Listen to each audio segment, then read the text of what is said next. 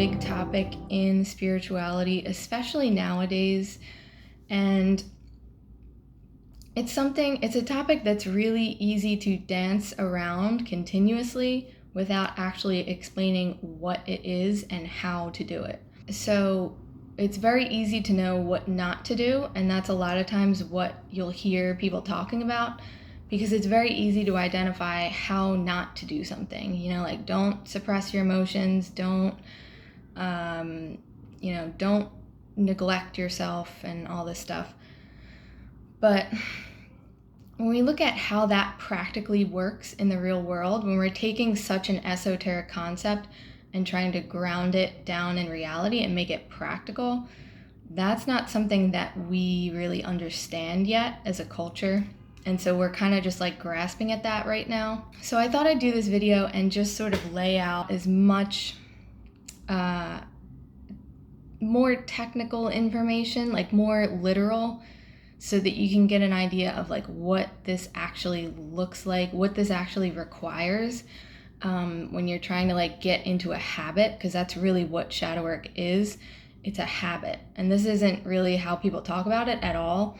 It's sort of framed in this like something you sit down and do it and then like you're free forever. But it's actually a habit that you cultivate. And because there's so much subconscious material, we're at the very beginning stages of understanding anything about the subconscious.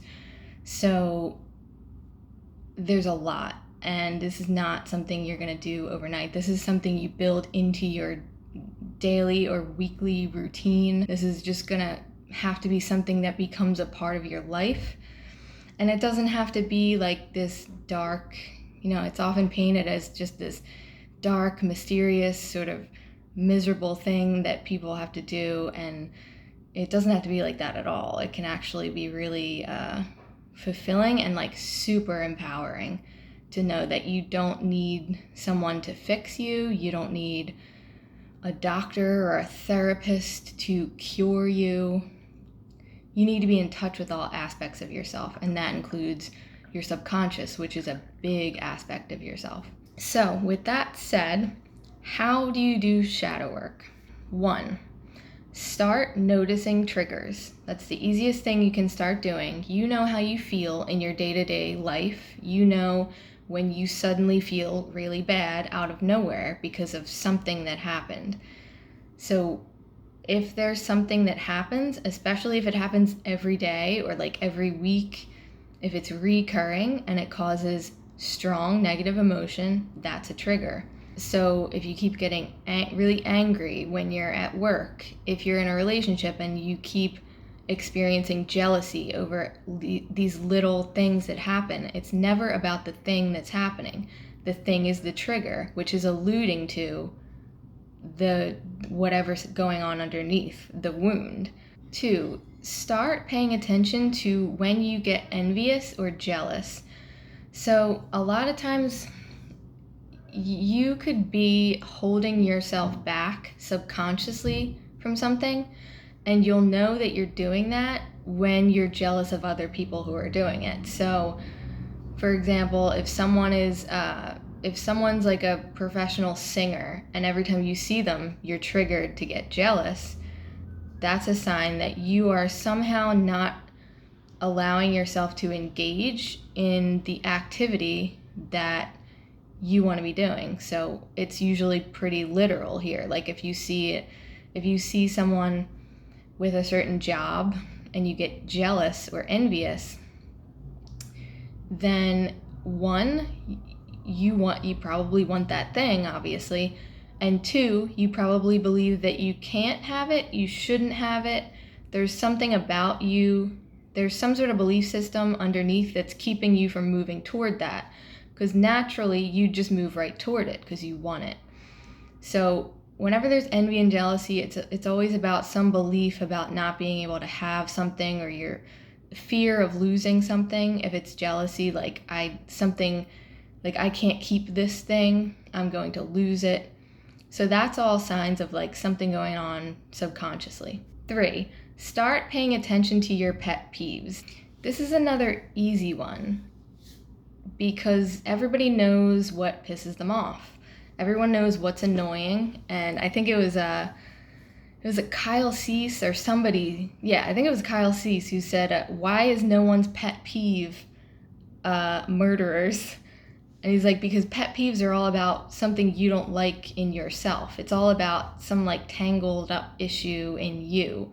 That's why no one's pet peeves are ever these like really big bad things, because most people don't relate to that. So this alludes to something underneath, like this belief structure, like everyone should be this way, everyone should do this. I'm better or worse if I do or don't do a certain thing. So this is all information. 4, start observing your cycles.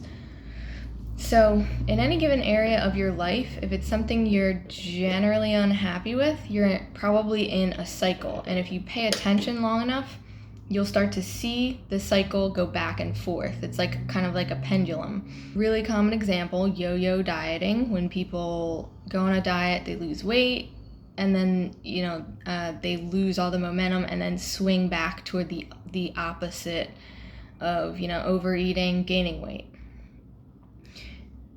This is a cycle, and what it means is you don't have the information to make the change, because the information to make the change is subconscious. Another good example is with money. So having a lot of money, like saving up a lot of money and then spending it all. You see, like it's always this back and forth swing. And the reason you can't move beyond that, and you see a lot of other people moving beyond that easily, is because there's information and it pertains to you specifically, and it's in the subconscious. So once you access that information, generally things just kind of move.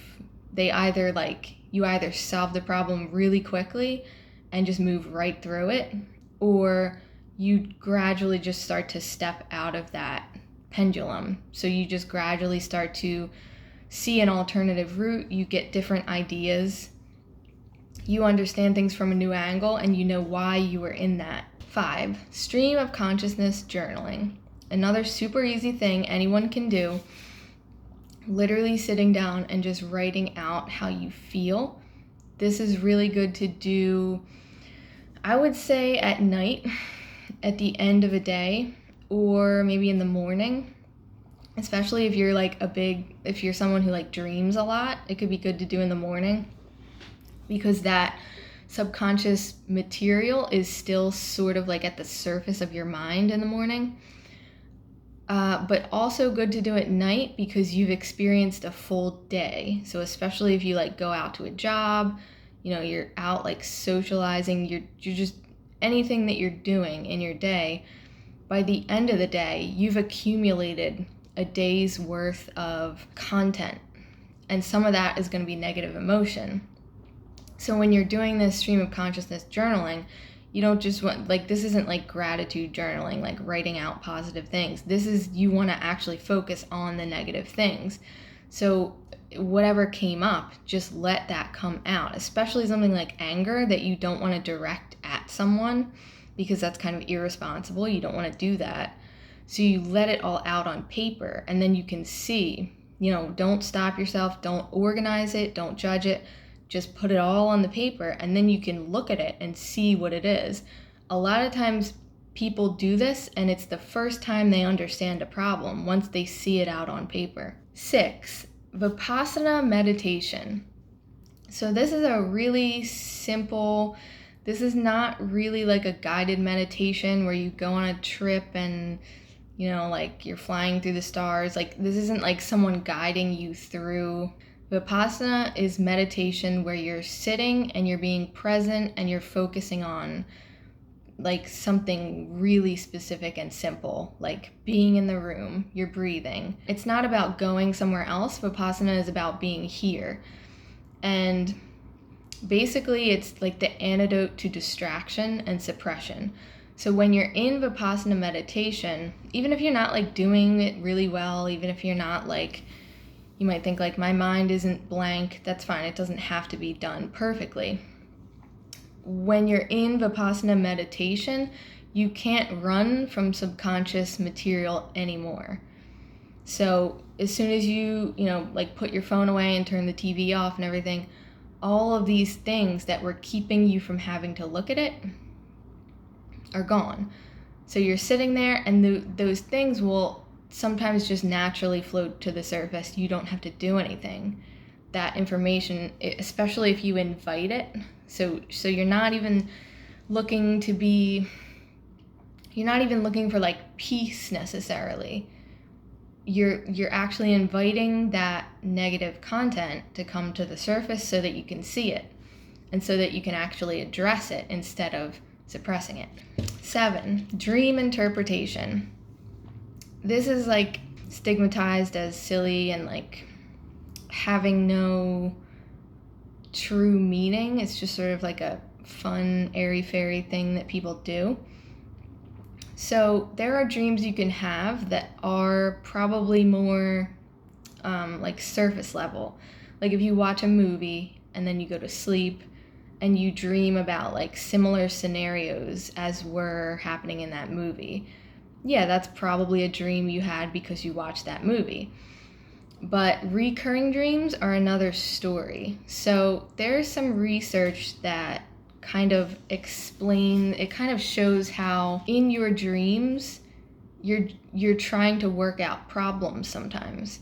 They did this study where they had, I think it was like people were doing a sport like a virtual like snowboarding simulation, and so people would go to sleep and they would dream about the game and basically like the skills required to complete the game. It's connected to your day, it's connected to your life, your waking life. And so if there's something that you're not getting, something that you're not figuring out in your waking life, dream you is still on that level. It's still trying to work out those problems. Recurring dreams are a great example. Recurring dreams are not random. Like some people may not believe that, but they're not random. They're just not. I have like a lot of experience with recurring dreams and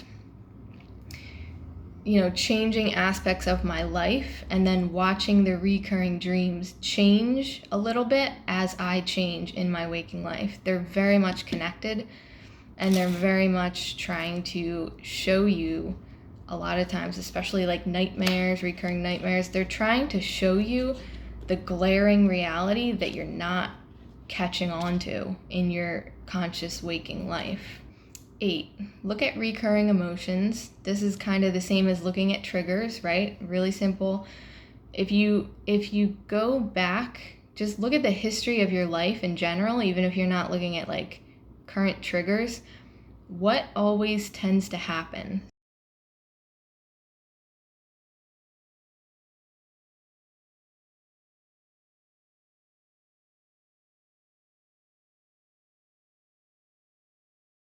So some people tend toward slipping into depression often.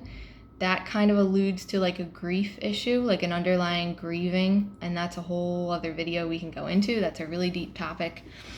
Like another common example, anger. Something about you not exercising your power, and it's like this fear of powerlessness, and it keeps coming back. 9, look at compulsions. Unwanted thoughts, people having these like strong urges toward things that they don't want to have necessarily. Usually it's like an unwanted thing and you're like fighting with yourself. A lot of people, it's like compulsive eating, like things that are self-destructive, like compulsive alcohol consumption, things that are unwanted that keep driving themselves to the surface of your consciousness. That's subconscious material, and in some way you're probably unknowingly suppressing it. 10, bad habits. So going off the last point, like similar to a compulsion or an addiction, you might not have something that severe, something that you don't know why you're doing it, but you just keep doing it. With bad habits, there's a reason you're doing the habit. There's never not a reason for something you're doing. You just don't know what the reason is because it's subconscious. So if it's a good habit, it's obviously not something you're probably not even going to notice it. It's just something that adds value to your life and you keep doing it. But for a bad habit or a questionable habit, usually you might want to dig into that and look at the underlying reasons. Anything that strengthens your intuition. A lot of people are interested in this in different ways. Meditation, obviously. Some people are into like channeling or attempting to channel. Art and music is another really good example of something that tends to get you in touch with your intuition naturally, because you're in the creative process, which is basically what intuition is all about. And so naturally, someone who's engaging in that kind of stuff all the time, they're going to be more in touch with their emotions and thus more in touch with their subconscious. 12. This is probably the most important thing on the list. Maybe I should put this up to number 1. Let yourself feel things. There is a strong tendency for people to not let themselves feel things, and this is the entire reason for the subconscious. It's not a mistake, and we can go into that in another video. It's a lot about the nervous system and survival. Not letting yourself feel things is kind of the reason we're doing this work in the first place. If there wasn't that baseline behavior and that norm set to not allow feelings to surface and to instead distract, then we wouldn't need to be doing any of this work. There would be no subconscious. It would all just be conscious.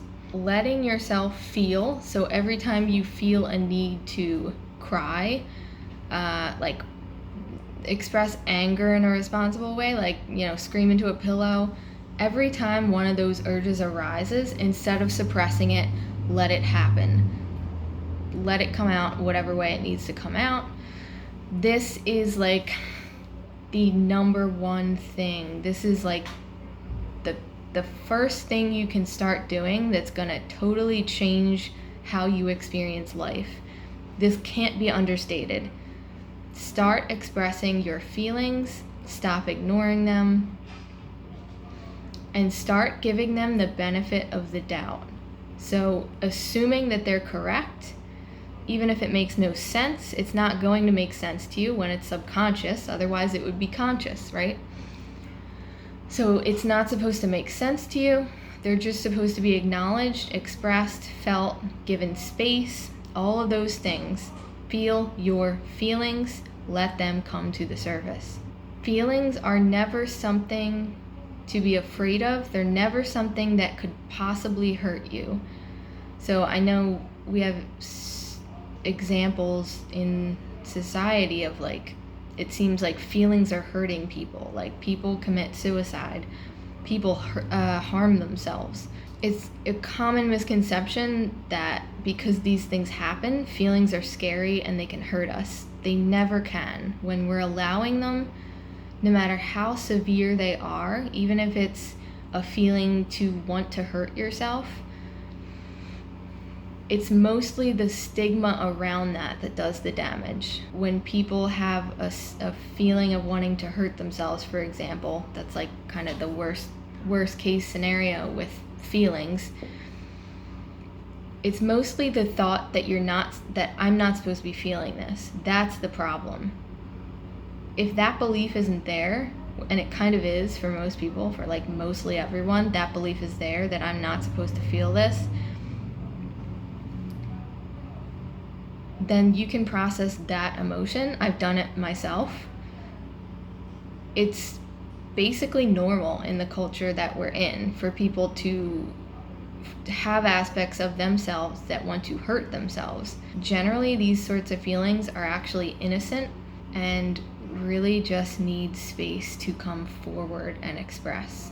13, start learning about deconditioning. So anyway, you want to pay attention to this. If it's not something that interests you, like immediately on the surface, there are probably ways that this interests you.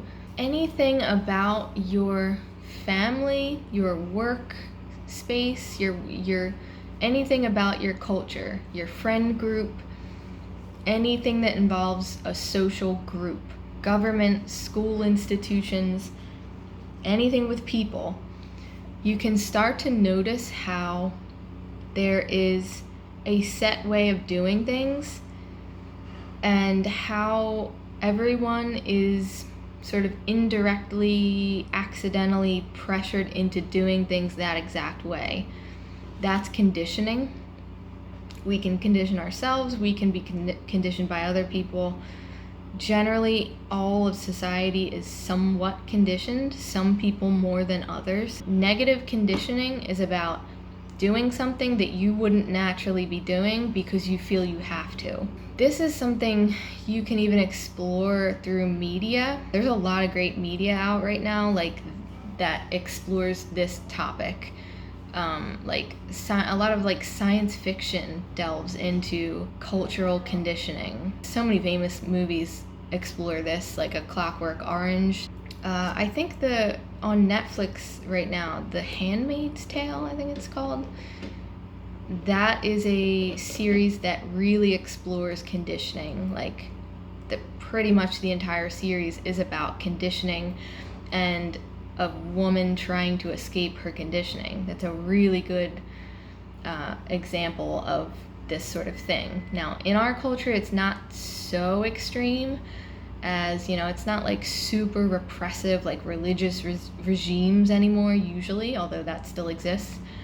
It's usually a lot more subtle. 14, start understanding the fear instinct and how it can help you.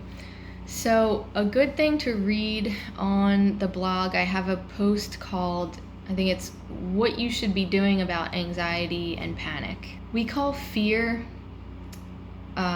like extreme fear an anxiety attack. So what that shows is our culture literally believes that our emotions are attacking us and then we have to defend ourselves from them. That is a misunderstanding about the nervous system and the fear instinct. So anything you can learn about what the fear instinct literally is. So some sources will kind of, even like scientific sources, may paint it as something that is really irrational and crazy and that you need to like get a hold over it and control it. Again, this is a misunderstanding. The fear instinct is essentially something that's trying to protect you and share information with you.